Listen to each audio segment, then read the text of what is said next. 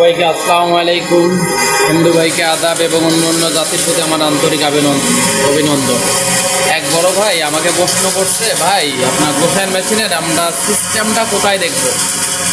এখন এই সিস্টেমটা যদি আপনারা যদি দেখতে চান তাহলে এই এখানে যাবেন, সেটিং অপশনে যাবেন, যাওয়ার পর এই আপনাদের যে ওয়ার্ক প্যারা সেট আপ যেটা আছে, ঠিক আছে, 2 নম্বর যেটা ওয়ার্ক প্যারা সেট আপ, এখানে যাবেন, যাওয়ার পর এন্টার দিয়ে ওকে করবেন।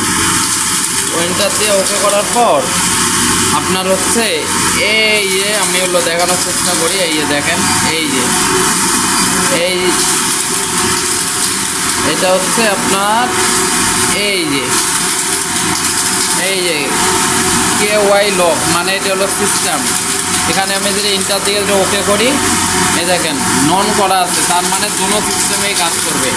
আপনি যদি চান এই নিচেরটা দিয়ে এখানে যাবেন, যা হচ্ছে আপনার হলো লেফট সাইড, আপনি লেফট সাইড দিলে আপনার শুধু এই ম্যাগনেটে কাজ করবে, শুধু এই ম্যাগনেটগুলো আপনার কাজ করবে, এই সাইডে কোনো কাজ করবে না।